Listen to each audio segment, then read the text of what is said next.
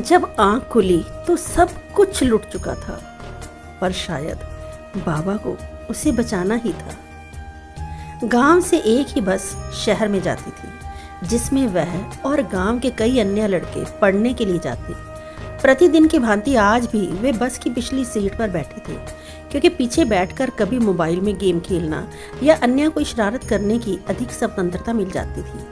आज उनकी नज़र बस की सीट के पीछे लगे हैंडल पर पड़ी, जो एक तरफ का स्क्रू निकल जाने से लटक रहा था। आर्यन उस लटकते हैंडल से खेल रहा था। खेलते खेलते अचानक उसे एक नई शरारत सूझी।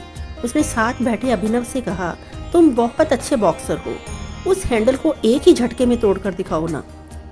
यदि तोड़ दूं तो? अभिनव बोला। मैं तुम्हें होटल में मनपसंद खाना खिलाऊंगा, आर्यन खुशी से चहक कर बोला। इस प्रकार शर्त तय होने पर अभिनव ने पूरा जोर लगाकर हैंडल को झटका मारा, लेकिन हैंडल नहीं टूटा।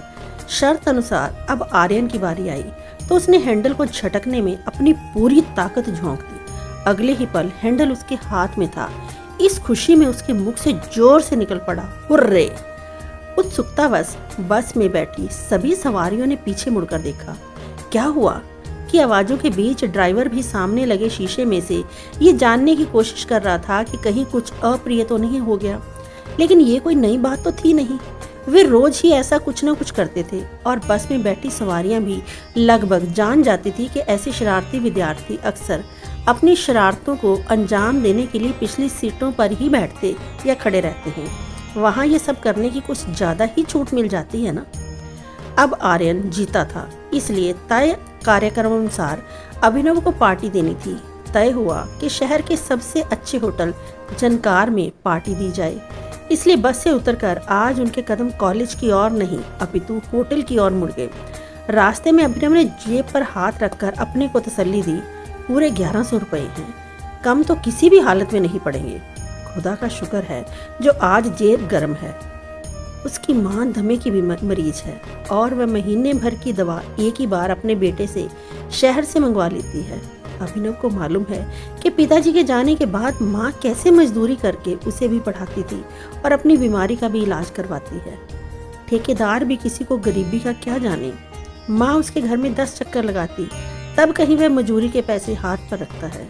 एक बार तो माँ ने उससे भी कहा, बेटा अब तू भी तो सियाना हो गया है, एक आध बार तू ही चला जाया कर ठेकेदारों से पैसे मांगने। पर उसने माँ को ये कहकर इनकार कर दिया कि उसे पैसे वैसे मांगने में शर्म महसूस होती है। उसने इन सब विचारों को झटका देकर पुनः अपनी जेब पर हाथ रखा और इत्मीनान की सांस ली। चलो आज की पार्टी तो यादगार रहेगी।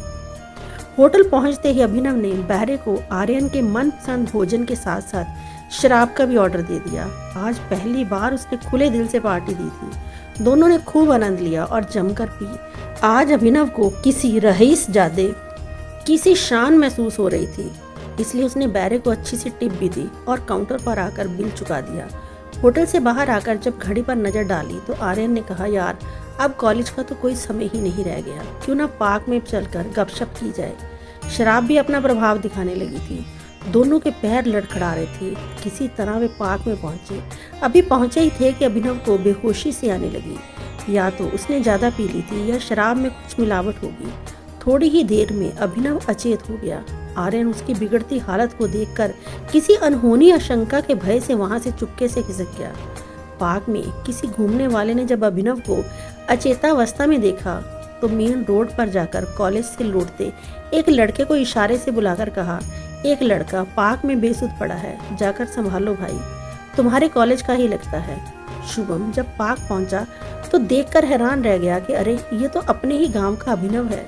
उसके मुख से निकलते झाग को देखकर उसने 1 मिनट भी गंवाना उचित नहीं समझा और ऑटो वाले को बुलाकर उसे ऑटो में डाल फौरन अस्पताल की ओर ले चला। डॉक्टरों की तत्परता से उसे जल्दी ही होश आ गया। शुभम की गोदी में सिर टिकाए आर्यन पागलों की तरह डॉक्टर, अस्पताल, ग्लूकोज शुभम को घूरे जा रहा था। अब उसे सब कुछ याद आ गया था। कहो दोस्त, अब कैसा लग रहा है? शुभम ने अभिनव से पूछा तो लड़खड़ाती आवाज में अभिनव बोला, यार आज तो तुमने हनुमान बनकर लक्ष्य से भटके अपने भाई को मूर्छित से सुरजीत कर दिया है। तुम ना होते तो शायद आज अभिनव जिंदा ना होता। तुमने तो मुझे नया जन्म ही दे दिया। तभी अभिनव का हाथ शुभम की जेब में जा लगा, जिसमें लोहे के औजार खनकते महसूस हुए। उसने उत्सुकतावश शुभम की जेब में हाथ डाला तो बड़ा आश्चर्य हुआ। अरे, कॉलेज में पढ़ने वाले विद्यार्थी की जेब में ये प्लास, ये पेचकस, नट बोल्ट, इसका क्या काम? उसने ठिठोली करते हुए कहा, भाई तुम पढ़ाई वढ़ाई छोड़कर किसी मिस्त्री के पास काम सीखने तो नहीं जाने लगे हो? शुभम ने बहुत प्यार से उसके बालों पर हाथ फेरते हुए कहा, नहीं यार, ऐसा नहीं है। आपको मालूम ही है, अपने गांव से शहर तक एक ही सरकारी बस आया जाया करती है। मैं रोज बस में आते जाते देखता कि कहीं तो खिड़की का पेच ढीला है और कहीं सीटों के पीछे लगे हैंडल झूल रहे हों। आज मैं घर से ही ये सारे औजार साथ लेकर आया था और आज मैंने बस में काफ़ी तो ठीक कर दिए थे। देखो आर्यन, वैसे ही गांवों तक एक आध बस पहुंच पाती है और यदि हम उसकी हिफाजत नहीं रखेंगे तो अंजाम हमें ही भुगतना पड़ेगा। बसें सरकारी हों या प्राइवेट, जब हम उनका प्रयोग करते हैं तो उनकी हिफाजत रखना भी अपना धर्म बनता है। अब अभिनव की आंखों से आंसुओं की गंगा जमुना बहे जा रही थी। उन आंसुओं के आर पार उसे माँ का दमे के कारण खांसते खांसते सारी रात बैठकर गुजारना स्पष्ट दिखाई दे रहा था और साथ में दिखाई दे रहा था सरकारी संपत्ति का नुकसान, पैसे का नुकसान, कॉलेज मिस, चरित्र की बर्बादी। इतने थोड़े से समय में कितना कुछ हो गया। उफ! वह चिल्ला उठा, शुभम मुझे बचा लो, इस दलदल से मुझे निकाल लो। अब तो तुम बच भी गए हो और दलदल से भी निकल आए हो। शुभम ने उसकी आप बीती सुनकर उसे प्यार से सहलाते हुए कहा। अभिनव के पूछने पर शुभम ने बताया कि अपने गांव में ब्रह्मा कुमारी द्वारा युवा विकास और चरित्र निर्माण के विषय पर जो कक्षाएं चल रही हैं, पिछले कुछ समय से लगातार वह वहां जा रहा है। ऐसी सकारात्मक सोच और समाज निर्माण के कार्य करने की प्रेरणा और समर्थ्या उसको वहीं से मिल रही है। अभिनव ने महसूस किया कि शुभम की बातें सुनते सुनते परिवर्तन की शक्तिशाली तरंगे उसके हृदय को छूने लगी।